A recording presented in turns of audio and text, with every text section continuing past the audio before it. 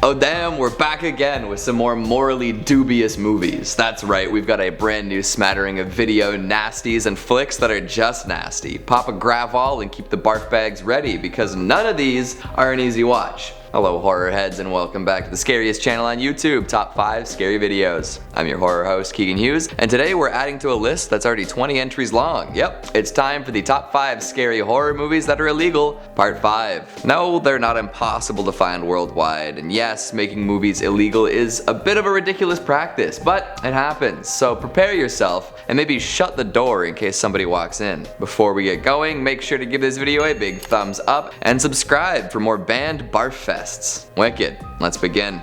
Coming in at number 5, we've got Nightmares and a Damaged Brain. Also known as Nightmare, this 1981 slasher was written and directed by Romano Scavolini. If you were around in the 70s and recognize that name, raise your hand. And you're all exposing yourselves. Scavolini was a prolific hardcore pornographer before hopping into the exploitation flick biz, so give your head a shake, and maybe some other parts of yourself as well. The lurid contents of his previous works is on full display in this shocking slasher, but we'll get to the nitty-gritty in a moment. The plot focuses on a lunatic being experimented on in an asylum of sorts. Our maniac was incarcerated for mutilating and murdering a family, and now the scientists down in the lab are trying to reprogram his brain using experimental drugs. It seems to work, and he's looking and acting like a normal guy when he's released. Obviously, it doesn't last for very long though. Soon enough, he's on the road from New York to Florida with the express purpose of murdering his ex-wife and children. After a few bloody, nude-bodied messes, he has a flashback which explains exactly why he is the way he is. Plays out similarly to 1980's Maniac, starring Joe Spinell. Mr. Damaged Brain recalls some trauma from his childhood involving sadomasochism and a fire axe to the head. Of course, this made its way into the video nasties list in the UK, but Nightmare actually has a noteworthy nasty accolade. It is the only movie where prosecution went through and had the distributor incarcerated.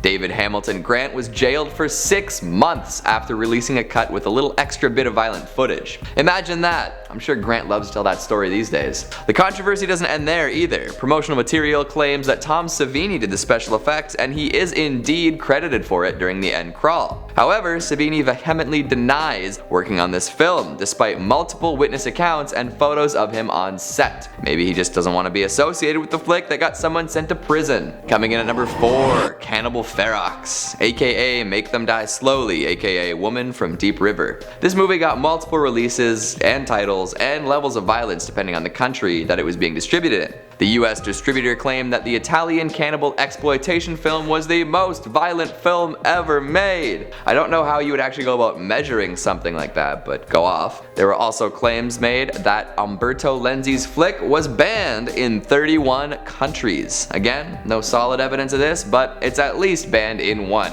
Featuring plenty of nasty stuff like cocaine and emerald-fueled rage, the torture and burning of bodies in front of a crowd, booby traps, piranhas, nudity, violence upon nude bodies, hanging a woman via hooks through her chest, the violent removal of a man's junk, and cracking open a skull like a hard-boiled egg before eating the soft stuff inside. Yes, this made the video nasties list. Graphic violence and animal cruelty were the reasons why, which lines up pretty well with the values of the list. Even more recently in 2018, 2 minutes were cut from a resubmission for animal violence. You just can't win when making a gross out flick. Coming in at number 3, we've got The Bunny Game. It's hard to make a movie about a drug addicted sex worker getting kidnapped by a serial killer truck driver who tortures her for days in the desert without raising a few eyebrows. But Rodleen Getzik and Adam Rehmeyer thought it could be done. Unfortunately, the BBFC banned the movie, giving this statement: the principal focus of The Bunny Game is an unremitting sexual and physical abuse of a helpless woman, as well as the sadistic and sexual pleasure the man derives from this. Getzik and Rehmeyer refute this analysis of their movie and claim that instead it's a piece of art that contains multitudes. A lot of this indignance seems to stem from the work put in by the filmmakers to avoid being pornographic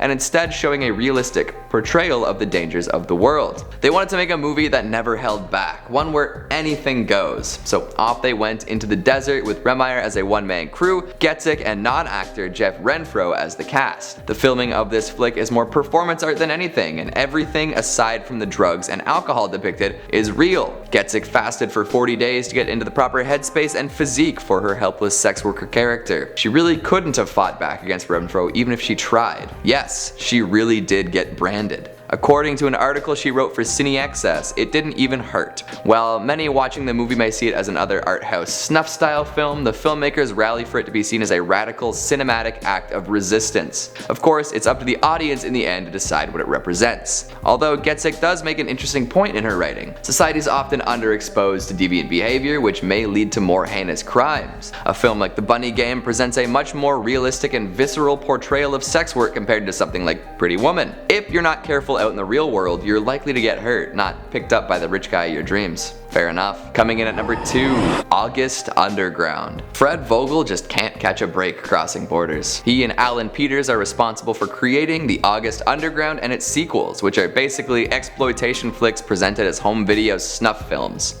August Underground, the first in the trilogy, is basically two buddies going around, getting drunk, giggling, and viciously killing innocent people. That's about it plot-wise. Shot in a home movie style, August Underground is comprised of purposefully low-res, degraded footage. The video tears and pixelates, the sound is terrible, and it cuts in and out at unexpected junctures. This, of course, makes the whole experience more believable and allows them to hide their inexpensive special effects more effectively. Each movie was supposedly shot for next to nothing, but the effects never show that cash-strapped reality. No, it seriously looks like a snuff film in all its grimy, grisly glory. Did I say glory? I meant to say gory. Stomach churning too. I can't think of a way to sum up how stomach churning the effect is while remaining grammatically correct. While traveling to Toronto for the Rue Morgue Festival of Fear, Vogel was arrested pending charges of transporting obscene materials into Canada. Copies of the August Underground trilogy were found among the merch Vogel planned to sell at the festival, and he was kept in customs prison for 10 hours. The charges were eventually dropped, but his films were sent to Ottawa for further observation. Says a lot for how freakishly realistic these films are. A similar thing happened in 2004 while heading to Australia. The movies were confiscated by Australian customs officials as they offend against standards of morality, decency, and propriety generally accepted by a reasonable adult to the extent that they should not be imported. Yeah,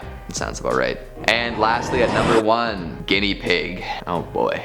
These movies are they require a certain level of mental fortitude and endurance that not many folks possess. There's a whole series of them, but as their numbers rose, they became more darkly comedic and less explicitly disturbing. The first two, however, are plotless. The epitome of torture porn, hyper-focused on torture, mutilation, and gore. The first, known as Guinea Pig, Devil's Experiment, or Unabridged Agony, can be summarized thusly. A group of men kidnap a young woman and graphically torture her. She's beaten, pinched with pliers, burned with hot oil, covered in maggots, and has her eye punctured by a hot wire. The special effects are nothing short of mind-boggling, but the experience itself is beyond unsettling. This continues into the second movie, Guinea Pig 2, Flower of Flesh and Blood. A samurai kidnaps a girl and meticulously chops her body to bits. Again, the special effects are stunningly realistic, but nobody would ever say that it was fun to watch or left them feeling elated. Multiple Japanese boards of education banned the film, having it withdrawn from the market at large. At some point in the 90s though, Charlie Sheen supposedly came across a bootleg of the film and was so distraught that he called the police, thinking that it was a legitimate snuff film. At that point, the FBI had purportedly already opened an inquiry into the film and those involved in its production. Even more controversy followed after a copy of one of the later films in the series was found in the home of a serial killer. Many seem to believe that the killer was inspired by the events in the movie, as one of his victims resembled the woman from Flower of Flesh and Blood. Later it was confirmed that the serial killer's movie was not Guinea Pig 2, but the stigma remained. It's easier to get a copy of Guinea Pig flicks internationally these days, but some remain banned in Japan. We've covered some wholly disturbing ground today, haven't we? How many of these flicks have you seen? Any others that deserve a spot in the hallowed, horrid halls of infamy? Make sure you let me know down in the comments. Speaking of comments, let's take a quick look at some of your more palatable ones from the top 5 scary SCP creatures based on food. Iron Ox says natural ghosts come from people who haven't had plastic surgery. Those who have are artificially enhanced ghosts. That is a fascinating proposition. Now that I think about it, most ghosts keep their physical changes when they die, right? So why wouldn't they keep their plastic surgery results? Arn Gear says, I'll take a few of them cakes, thank you. Hey, be careful, alright? Once you start, the foundation won't let you stop. Eagle Snort, the dancing lobster, says not first. Finally, someone gets it right. Congratulations, Feegle Snort. Huffles says, couldn't they use SCP-294 to take blood samples from Kane and other difficult SCPs? That's a Really good idea. Somebody promote this guy. And Nezuko999 says, speaking of food, I have 2 ideas for Taco Bell. A Cheetos taco where the shell is made of Cheetos, and my other idea, a Cheetos burrito where the Cheetos in the burritos and the cheese sauce. I wish I could give corporate the idea, but I don't know how to contact them. Personally, I think the Cheeto burrito is a winner. The taco would fall apart too fast. Cheetos don't have the same structural integrity as Doritos. Consider this your signal boost. Maybe somebody over at Taco Bell corporate likes top 5. That's all the time we have for today. Before I head out and trip into a deep fryer, make sure to give this video a big thumbs up and subscribe for more mangled movies. Thanks for watching, and I'll see you next time.